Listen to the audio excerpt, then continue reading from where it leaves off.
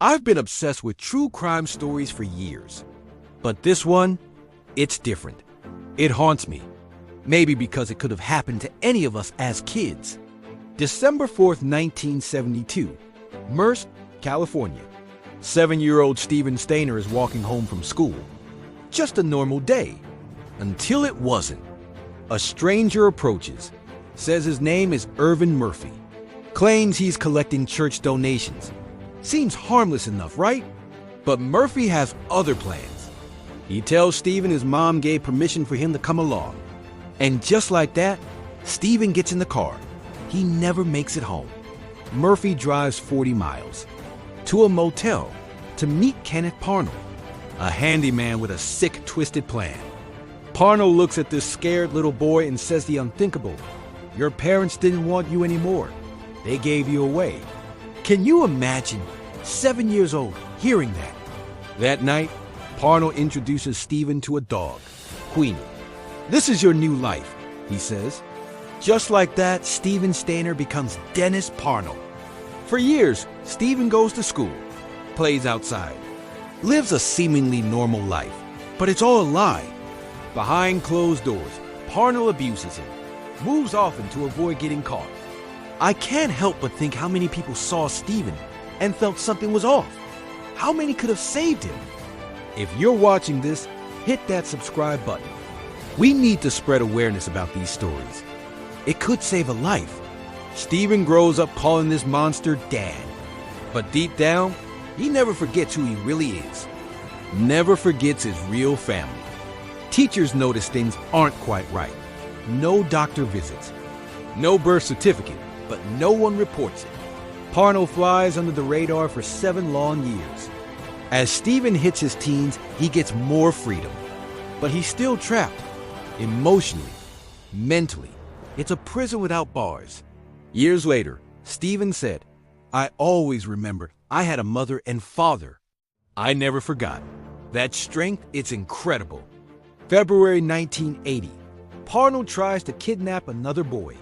After failing, he gets a teenage friend to lure 5-year-old Timothy White off the street.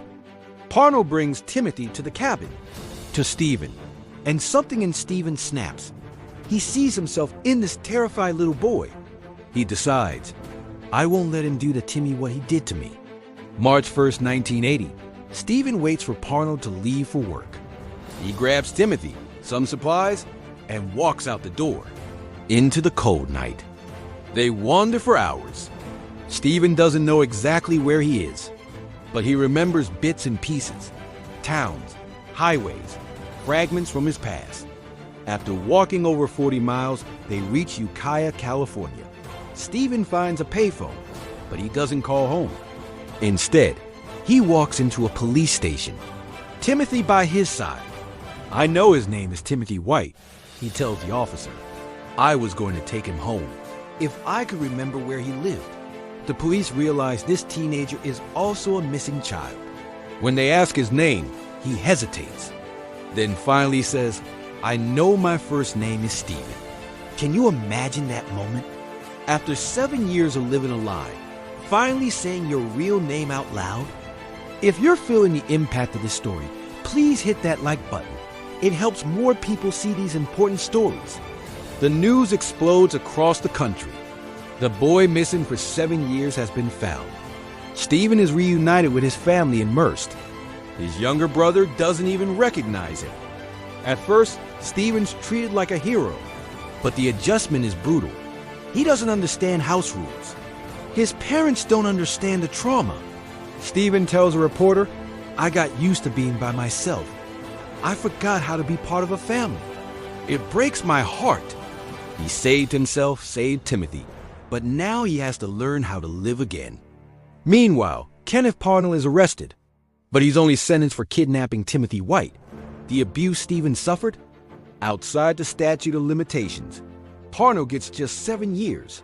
Serves only 5. It's not justice. Not even close. Steven tries to move on, gets married, has 2 kids. But in 1989, tragedy strikes again. He dies in a motorcycle accident. He was only 24 years old.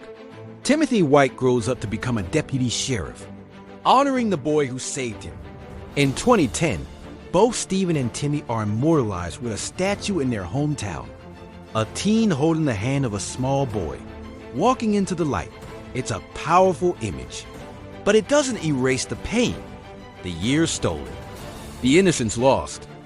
This story, it stays with me, makes me hug my kids tighter, makes me more aware of the world around me.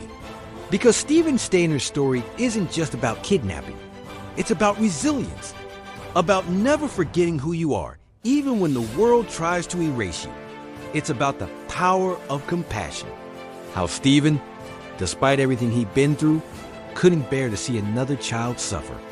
And it's about the failures of the system, the neighbors who didn't speak up, the light sentence Parno received. We have to do better. For Steven, for Timothy, for all the children out there who might be living in fear right now. If you see something, say something. Trust your instincts. You never know whose life you might save. Steven Stayner's story ended too soon, but his legacy lives on in Timothy White's career, in that statue, and in every child who makes it home safely because someone was paying attention. Remember Steven's courage, his humanity, and let it inspire you to make a difference. Because in the end, that's what Steven did. He made a difference. He saved a life. And in doing so, he saved a part of himself. This is why I tell these stories, to honor the victims, to learn from the past, and to hopefully prevent these tragedies in the future. If this story moved you, share it. Talk about it. Keep Steven's memory alive.